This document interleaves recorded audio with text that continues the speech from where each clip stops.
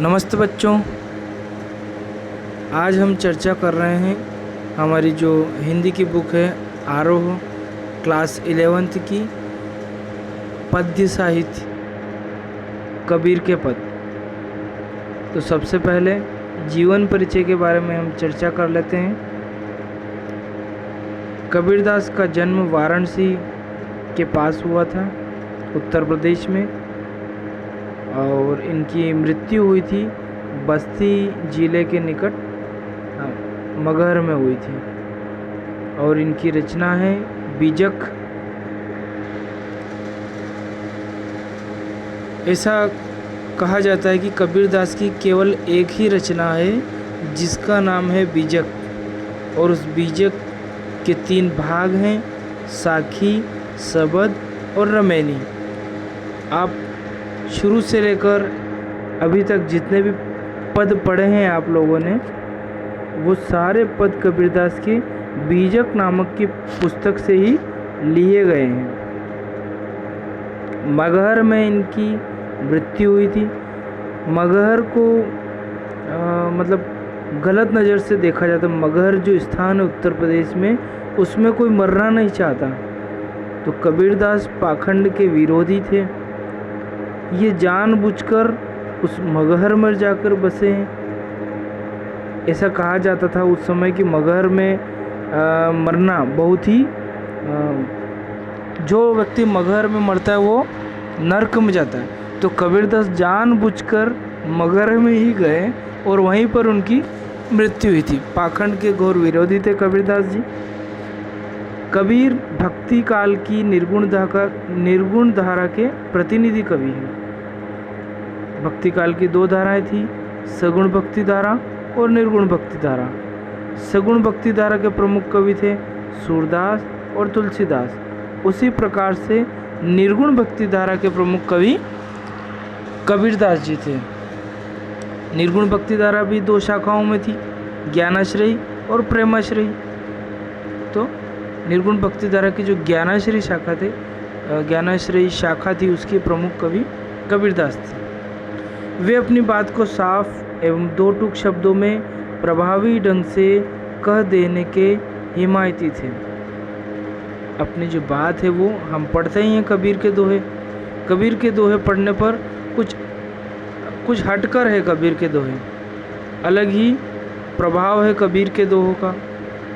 जायसी के दोहे भी हैं, कबीर के भी हैं, वृंद के दोहे भी हैं, लेकिन कबीर के दोहे पढ़ने से हमको अलग ही एहसास होता है।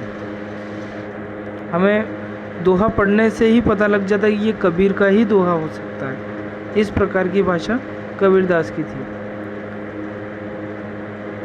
कबीर को इसीलिए हजारी प्रसाद द्विवेदी ने वाणी का डिक्टेटर कहा है। वाणी का डिक्टेटर किसे कहते हैं? जो लगातार बोल सकता हो किसी भी विषय पर, उसे बोलते हैं वाणी का डिक्टेटर या जानकार। तो इसीलिए बोलते हैं उनको वाणी का डिक्टेटर। हजारी प्रसाद द्विवेदी ने कहा था उन्हें।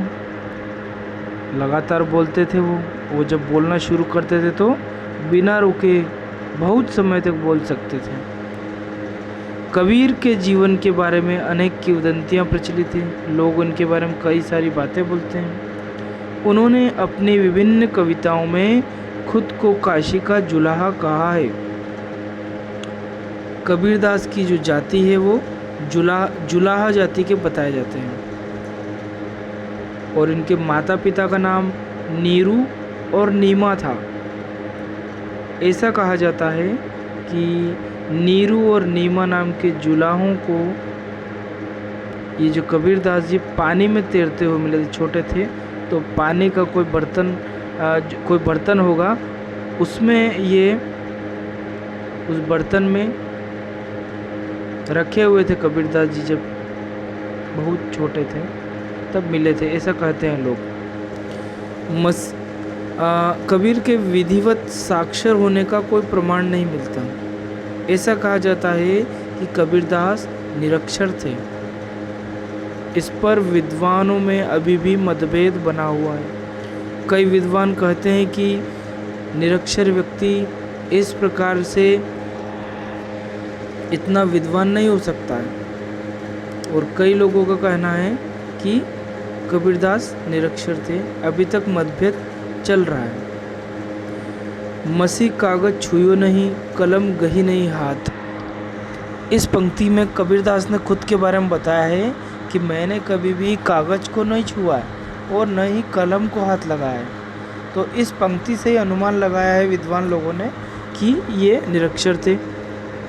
और निरक्षर थे तो इनके जो शिष्य हैं उन्होंने इनके पदों को, इनकी वाणी को पुस्तकों में संकलित किया है। उन्होंने देशाटन और सत्संग से ज्ञान प्राप्त किया। किताबी ज्ञान के स्थान पर आंखों देखे सत्य और अनुभव को प्रमुखता दी।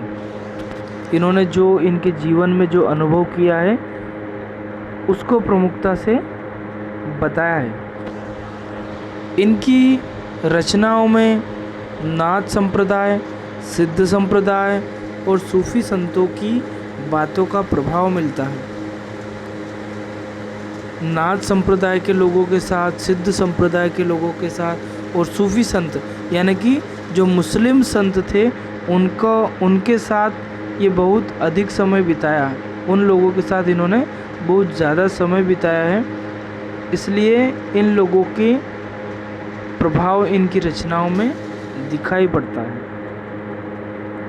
वे कर्मकांड और वेद विचार के विरोधी थे। जब भारत हमारा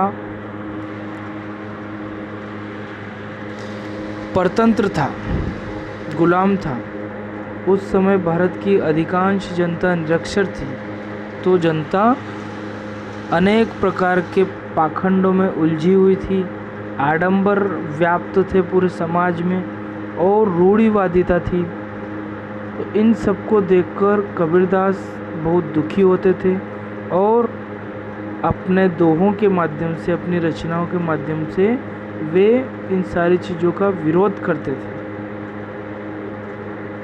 तथा जाति भेद, वर्ण भेद और संप्रदाय भेद के स्थान पर प्रेम, सद्भाव और समानता का समर्थन करते थे। इन्होंने जो विभिन्न जातियों में भेदभाव चलता था, एक जाति से दूसरी जाति का जो भेदभाव था उसके खिलाफ इन्होंने आवाज़ उठाई थी। वर्ण भेदभाव होता था और संप्रदाय भेद,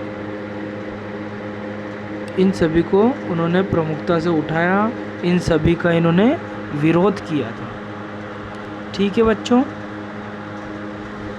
अब हम कुछ प्रमुख बातों पर ध्यान देते हैं।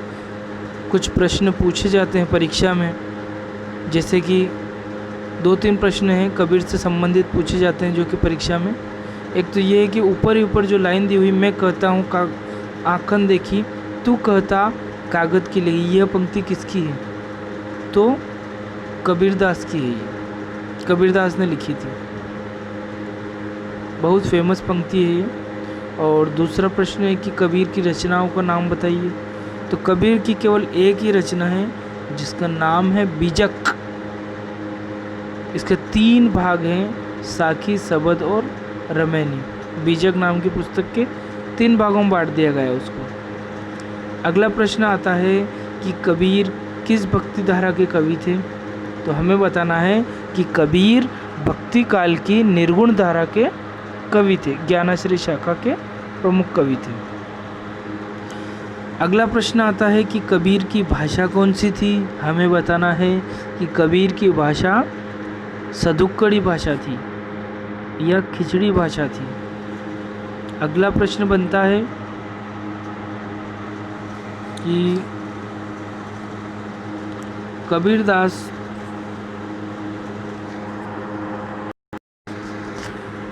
के माता पिता का क्या नाम था? तो कबीरदास के माता पिता का नाम नीरू और नीमा था। तो बच्चों, अगले वीडियो में हम कबीरदास के जो पद हैं, पहले पद और दूसरे पद की व्याख्या करेंगे। उसके बाद प्रश्नोत्तर पर चर्चा करेंगे।